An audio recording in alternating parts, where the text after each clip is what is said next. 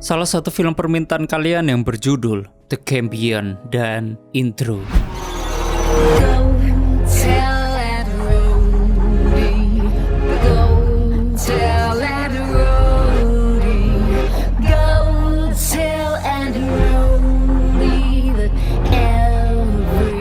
Selamat datang dan selamat menonton. Di suatu hari, dengan keramaian dan kesibukan seperti biasanya di negara Hong Kong, tanpa diduga terjadi tsunami terbesar sepanjang sejarah yang datang menerjang dan membanjiri seluruh jalanan di Hong Kong. Air pun masuk ke dalam gedung-gedung dalam hitungan detik, lalu menelan sebagian besar warga dan ternyata tsunami tersebut juga melanda ke seluruh negara Asia termasuk Indonesia. Teriakan panik dan ketakutan terdengar di mana-mana di saat orang-orang berlarian mencari tempat untuk menyelamatkan diri. Namun ternyata air lebih cepat menyapu mereka dan hanya sebagian orang yang berhasil selamat dari bencana tersebut, yaitu dengan pergi ke tempat yang lebih tinggi. Dan salah satunya adalah seorang gadis yang bernama Asia. Singkat cerita, setelah 5 tahun tsunami tersebut, Asia tampak masih trauma dan selalu bermimpi buruk dalam tidurnya. Setiap pagi, dia bangun dan masih berjuang memendam rasa takutnya. Dan dengan memaksakan diri untuk tetap melanjutkan hidup. Asia sendiri, dia tinggal di sebuah apartemen tinggi yang sudah terbengkalai dan menggunakan segala cara untuk bertahan hidup. Dengan menyembunyikan makanan di berbagai tempat termasuk di bawah tempat duduk. Dengan pemerintahan yang sudah tidak berjalan di negara itu, Asia memulai harinya dengan menutupi tempat tidurnya menggunakan tumpukan sampah, agar hal tersebut terlihat kalau apartemen tersebut tidak ada penghuninya. Banyak tempat rahasia yang dibuatnya di berbagai lokasi dan untuk asupan kalorinya, Asia lebih sering memakan mie instan sambil merasakan suasana sepi dari atap apartemen. Untuk minum, Asia memiliki air galon yang dia sembunyikan di sebuah toren, yang dimana dia selalu mencatat setiap hari persediaannya. Tak lama setelah merebus air untuk buat teh, dia menyalakan radio dan mulai mencari siaran dari berbagai frekuensi. Dan saat ada pengumuman mengenai koordinat lokasi orang-orang yang masih bertahan, Asia mengabaikannya dan malah memilih saluran yang memutar musik dengan menggunakan headset. Karena Asia tidak ingin suara radio tersebut terdengar oleh siapapun. Beberapa saat kemudian, Asia mulai menggunakan handuk untuk menyerap embun, lalu mengumpulkannya ke dalam ember untuk dipindahkan ke galon. Karena persediaan air hujannya semakin menipis semenjak hujan sudah lama tidak turun. Setelah memasak mie instan dan memakannya, Asia teringat masa lalunya, yaitu bersama teman-teman di sebuah restoran yang penuh dengan makanan lezat. Kemudian, Asia mengamati gedung-gedung di sekelilingnya menggunakan teropong, dan tampak semuanya terendam air. Bahkan ada gedung yang runtuh saat itu juga. Saat memperhatikan beberapa tetangganya yang masih bertahan, Asia tanpa diduga melihat box yang mengapung. Alhasil, Asia pun segera turun menuju jendela yang ternyata sudah dia lengkapi dengan pelontar tombak. Di sini sepertinya Asia sudah terlatih menembakkan tombak tersebut karena dirinya langsung berhasil mengenai box itu dalam satu tembakan. Namun tanpa diduga saat box ditarik, ternyata ada sesuatu di bawah air yang juga menginginkan box tersebut. Sehingga Asia harus terpelanting ke depan sampai tangannya tergores. Kemudian, tanpa memperdulikan rasa sakitnya dan tidak mau kehilangan box tersebut, Asia pun beradu tarik dengan makhluk itu yang tiba-tiba dilepas, sehingga Asia terjungkal ke belakang. Saat box tersebut kembali ditarik dan berada dekat dengan jendela, makhluk misterius yang terlihat sangat besar itu menerjang. Namun, Asia sudah mendapatkan box tepat pada waktunya. Dia langsung membongkar isi box yang ternyata sebagian besar isinya tidak penting, kecuali botol ciu tersebut. Asia kemudian menuju ke atap sambil melihat ke arah ruangan pojok, dan ia tampak kesal melihat ruangan itu.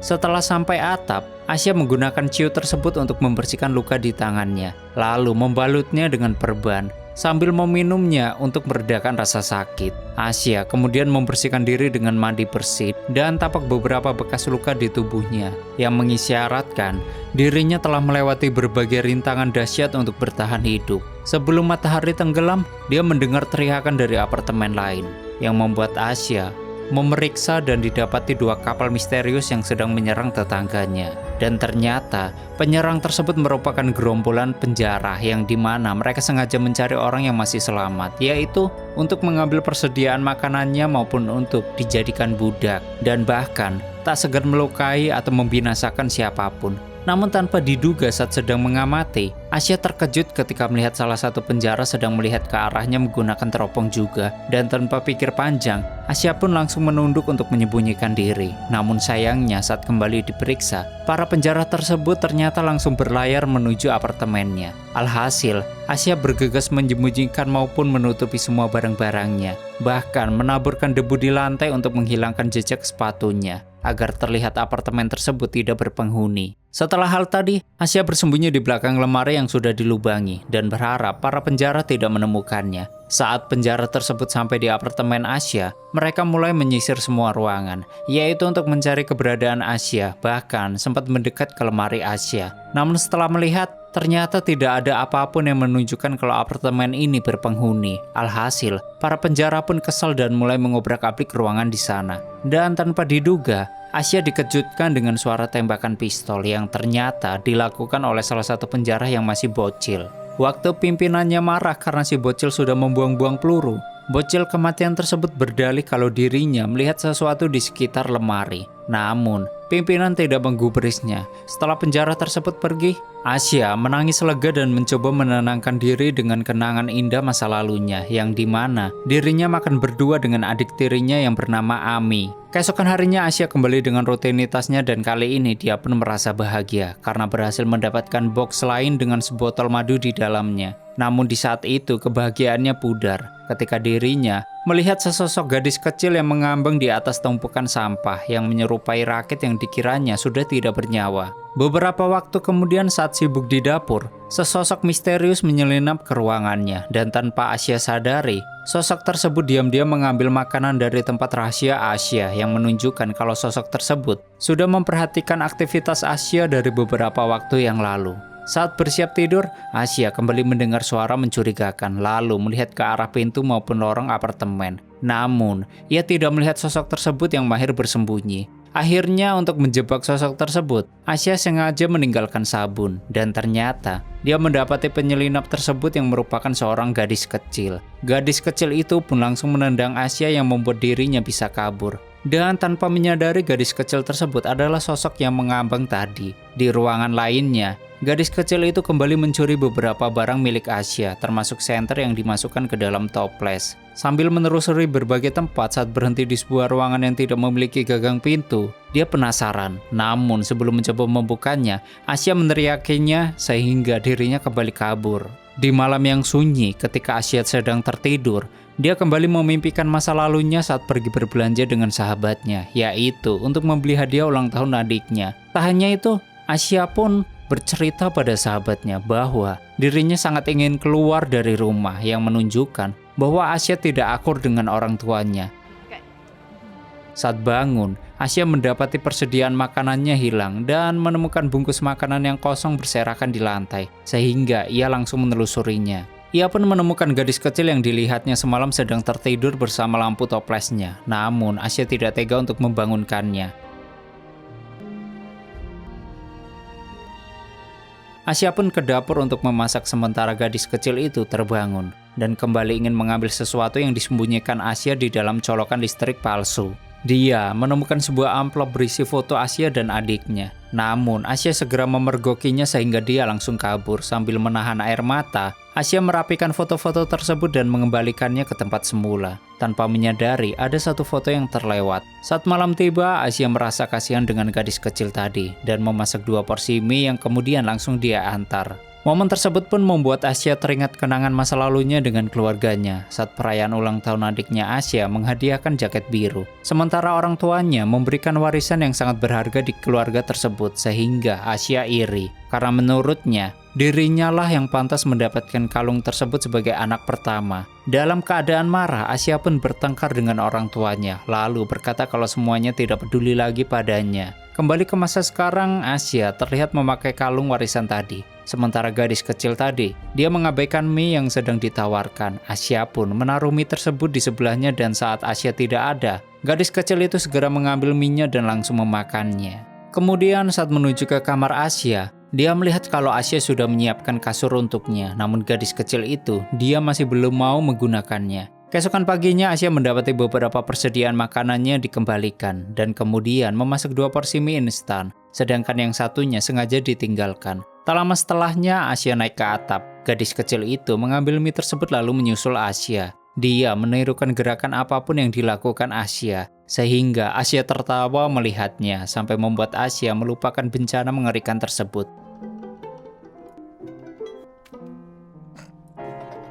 Malam harinya gadis kecil itu akhirnya mau menggunakan kasur yang sudah disiapkan Asia, lalu ia tidur di sebelahnya. Di tengah malam, Asia terbangun karena mendengar gadis kecil itu menangis, sehingga Asia mengajaknya curhat untuk pertama kalinya. Asia berkata kalau wajar untuk menangis di keadaan seperti ini, karena Asia juga mengaku sering menangis dan merasakan takut. Akhirnya gadis kecil itu mulai berbicara dengan berkata bahwa ia merindukan ibunya dan akan segera menemuinya secepatnya dengan menggunakan rakit yang nanti akan dia buat. Keduanya pun saling mengenalkan namanya dan gadis kecil tersebut memberitahu namanya dan dia bernama Hei Hei. Setelah melewati malam dengan kembali bermimpi buruk, Asia mengajak Hei Hei ke atap untuk menemaninya menjalankan rutinitas pagi. Dan tanpa diduga saat Hei Hei membuka selotip warna-warni yang digunakan Asia untuk mengganjal pintu, pintu tersebut menutup sehingga Asia panik karena hanya bisa dibuka dari dalam. Saat Asia bingung bagaimana kembali ke dalam, Hei Hei langsung mencari kawat dan menunjukkan keahliannya, yaitu dengan membuka pintu tersebut. Setelah itu, Asia menyampaikan apa yang boleh dan tak boleh dilakukan Hei Hei. Namun tampaknya Hei Hei tidak terlalu mendengarkannya dan malah fokus ke kalung yang dikenakan Asia. Di hari lainnya saat menyiapkan makanan, Asia menyadari kalungnya hilang. Namun, perhatiannya teralihkan oleh teriakan penjara yang ada di sekitar apartemennya. Asia pun langsung menghampiri Hei Hei yang sedang bermain sambil mendengarkan musik menggunakan headset. Lalu, Asia menyuruhnya untuk diam dan untungnya para penjara tersebut menjauh. Saat malam tiba, Asia membantu Hei Hei membersihkan diri, dan Hei Hei meminta Asia untuk pergi bersamanya, yaitu untuk mencari ibunya. Namun, dengan tegas Asia menolak sambil menjelaskan kalau di luar sangat berbahaya, bahkan berkata kalau di sini adalah tempat yang paling aman. Asia kemudian menanyakan keberadaan kalungnya. Namun Hei Hei tersinggung dengan tuduhan tersebut dan langsung keluar dari kamar mandi. Setelah makan malam sendiri, Asia menyadari persediaan airnya habis dan tanpa diduga, air tersebut sedang digunakan Hei Hei untuk mencuci pakaian yang membuatnya kembali mengingat masa lalunya saat Ami dan ibunya membuat pangsit. Asia disindir oleh ibunya karena terlalu sering nongkrong dibandingkan beres-beres rumah. Sindiran tersebut pun kembali memicu pertengkaran dengan ibunya dan saat Asia tidur di malam harinya, dia mimpi buruk dengan melihat para korban tsunami. Saat Hei Hei berusaha membangunkannya, Asia seperti sedang dibangunkan oleh adiknya, yang padahal orang itu adalah Hei Hei. Setelah itu Asia mengajak Hei Hei berkeliling sambil melarang menyalakan lampu, agar keberadaan keduanya tidak diketahui orang lain. Saat melewati sebuah lorong, Hei Hei menanyakan pada Asia, "Mengapa ruangan yang ditunjuknya itu tidak memiliki gagang pintu?" Tampak bingung mendapat pertanyaan itu, Asia menjelaskan kalau ruangan itu sengaja dia tutup permanen, karena di dalamnya beraroma sangat bau. Hal itu kembali memicu kenangan Asia lainnya. Saat dirinya melihat TV berita yang menyiarkan kalau Singapura sudah tenggelam sepenuhnya, sementara ibunya dan Ami sedang menyiapkan makan malam, belum sempat mendengarkan berita tersebut sampai selesai, ibunya mematikan TV dan menyuruhnya untuk ke meja makan tanpa menggubris penjelasan Asia. Saat makan malam tersebut, orang tua Asia menyampaikan kalau besok semuanya akan pergi berziarah ke makam kakek nenek. Asia berkata dirinya tidak bisa ikut karena ada pekerjaan.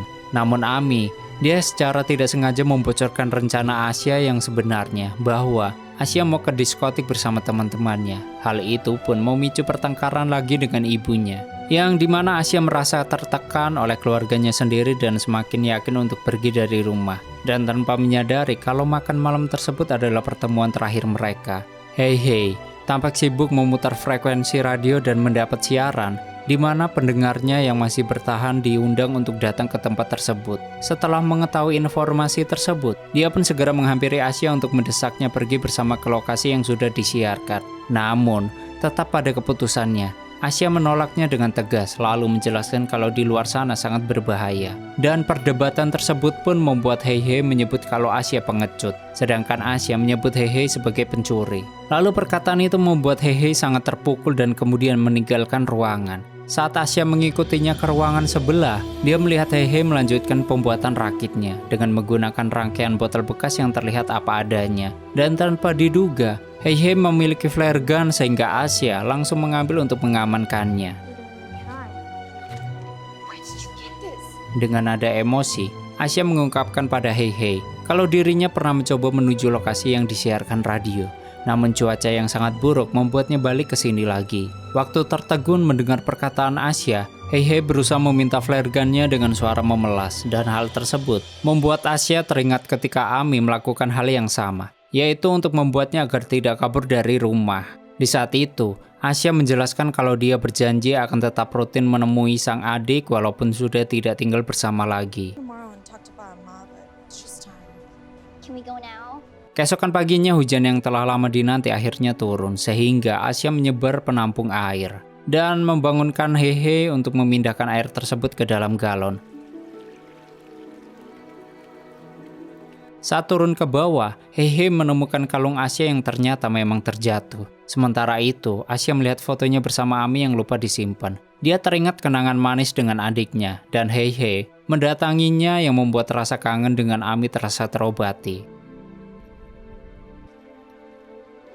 Keesokan paginya saat bangun tidur, Asya terkejut menemukan kalungnya yang hilang di bawah bantal dan menyadari kalau tuduhan maling ke Hehe tidaklah benar karena penyebabnya adalah kaitan kalungnya yang rusak. Rasa bersalah pada Hehe pun membuat dia keesokan pagi merakit sebuah perahu sesuai pengalamannya dahulu, yaitu dengan menggunakan sepeda sebagai penggeraknya. Beberapa waktu kemudian saat Hehe diberitahu, dia sangat gembira dan momen tersebut membuat Asya kembali teringat lanjutan kenangannya saat dia memutuskan pergi dari rumah. Di malam itu, suasana Hong Kong masih normal dengan segala aktivitas warganya. Dan ketika Asya mencari taksi yang ditemani oleh Ami memberitahu kalau kalung warisannya ada di dalam kantong jaket. Namun tanpa diduga, orang-orang mulai berlari dengan panik karena ternyata tsunami besar terlihat menerjang dari arah belakang mereka. Lalu, Asya akhirnya memutuskan memberikan kalung adiknya pada Hehe, yang membuat Hehe tersenyum bahagia.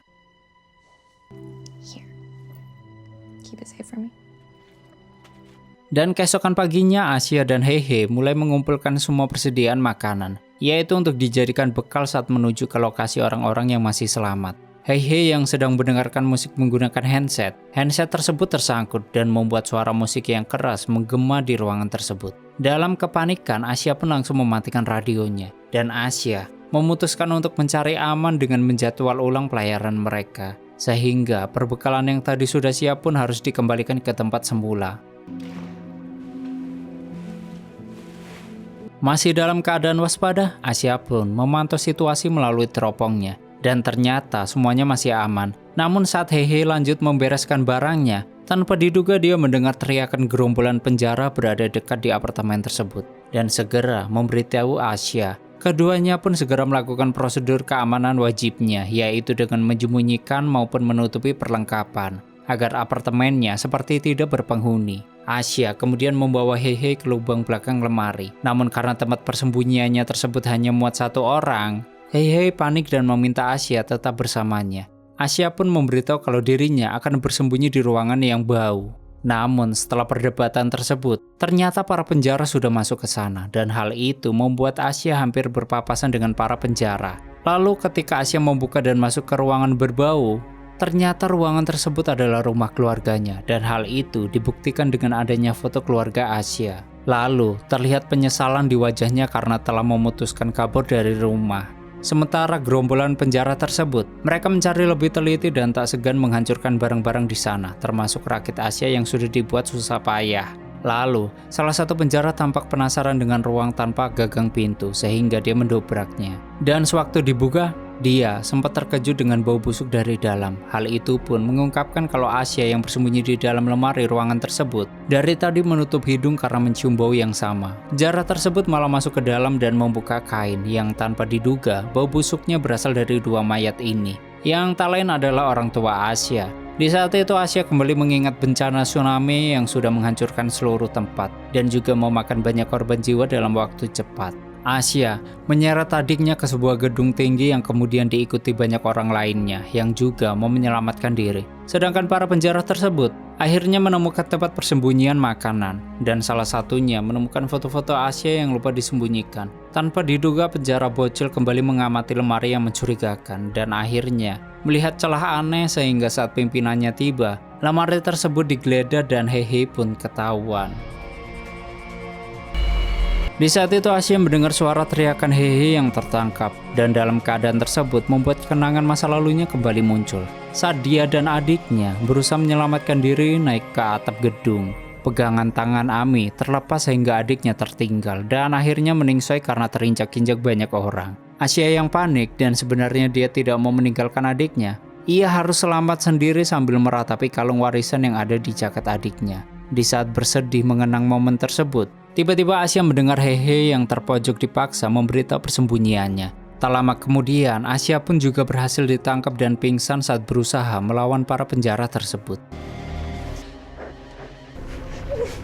Beberapa waktu saat bangun, Asia mendapati tangannya terikat, dan salah satu penjara mencoba membuka pakaiannya. Namun hal itu terhenti saat pimpinannya memanggil. Asia pun dibawa menuju ke kapal penjara. Sementara semua persediaan makanan telah dipindahkan ke kapal tersebut bersama Heihei yang juga sudah ada di sana. Karena teringat dengan adiknya, Asia pun memutuskan melawan dengan menarik tali yang mengikat tangannya. Namun pria itu terlalu kuat sehingga Asia tersungkur ke air. Saat melihat patahan CD di dekatnya, dia langsung menyerang pria itu sambil mengambil flare gun yang disembunyikannya di meja. Saat Asia dibenamkan, pria itu pun terpaksa merasakan flare gun di wajahnya yang langsung membuatnya balik ke lobi. Sedangkan penjara lain yang mendengar keributan dari atas kapal, sehingga mereka pun memutuskan kembali ke apartemen, yaitu untuk menangkap Asia dengan cara berpencar. Saat penjara bertubuh besar ini mendengar suara tangisan, dia menuju ke sumber suara dan Asia berhasil menjebaknya jatuh, serta langsung membalikkan dia ke lobi menggunakan hantaman gitar. Asia kemudian mengambil pisau pria itu dan bergegas ke ruangan lain, yaitu untuk mempersiapkan perangkap dengan menyalakan radio. Tak menunggu waktu lama, suara radio tersebut pun menarik perhatian penjara lain, sehingga Asia bisa membunuhnya walau perlawanan sengit sempat terjadi.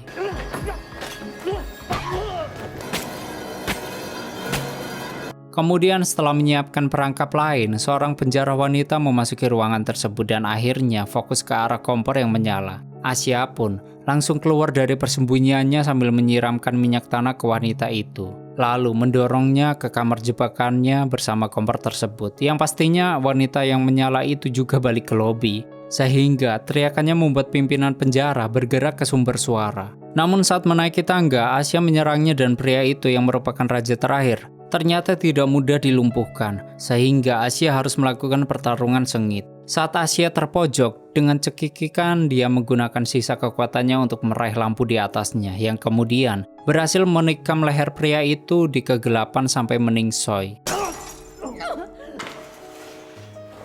Mengira semua sudah selesai, bocil kematian yang masih hidup muncul sambil menembakkan pistolnya, sedangkan Asia, dia langsung kabur ke atap bersembunyi di samping pintu. Asia pun dia langsung menutup pintu atap yang selotipnya sudah dilepas agar tidak bisa dibuka dari luar. Sempat merasa kasihan karena bocil tersebut memohon, namun akhirnya Asia tetap meninggalkannya. Ketika mendengar suara tembakan, Asia kemudian menuju ke jendela dan mendapati penjara terakhir yang sedang mengawasi Heihei di atas kapal. Dengan menggunakan pelontar tombaknya, dia pun membidik pria tersebut. Namun sayangnya meleset, sehingga membuat pria itu kebingungan dengan benda yang melintasinya. Heihei yang sudah tahu tembakan tersebut berasal dari Asia, dia menggunakan kesempatan itu untuk mendorong si penjara dari kapal. Namun sayangnya, Heihei juga ikut tercebur sehingga Asia langsung melompat untuk menolongnya. Saat penjara terakhir itu muncul ke permukaan, ternyata hiu besar Alaska muncul dan langsung memangsanya hingga tetes terakhir. Karena hiu tersebut sedang sibuk makan, hal itu membuat Asia dan Heihei berhasil naik ke kapal dengan selamat. Keduanya pun menggunakan kapal penjara tersebut yang sudah dipenuhi persediaan makanan, yaitu untuk menuju lokasi tempat orang-orang yang masih bertahan sesuai siaran radio. Asia juga tidak mengalami mimpi buruk lagi. Sementara kapalnya terlihat sedang melewati kota besar yang kini berada di bawah air lalu tamat. Oke, seperti itulah story filmnya. Bagaimana menurut kalian dengan film ini? Silahkan berdebat di komentar. Bagi kalian yang ingin filmnya di storyin, silahkan tulis di komentar. Terima kasih sudah nyimak video ini sampai habis. Terus support channel ini dengan menekan like, subscribe, dan share ke alam semesta. Aneh pamit and stay on my channel, jangan kemana-mana. Sampai ketemu lagi di video selanjutnya. Bye-bye.